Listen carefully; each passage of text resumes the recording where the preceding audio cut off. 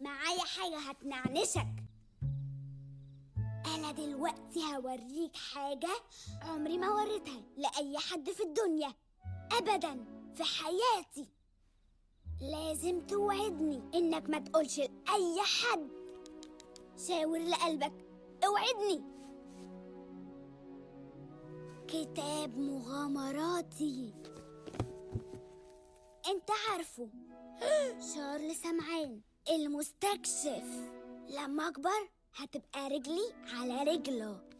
امريكا الجنوبية هي امريكا بس جنوبية. عايز تعرف هعيش فين؟ شلال الفردوس، الارض الضائعة. قطعت الصفحة دي من مجلد في المكتبة.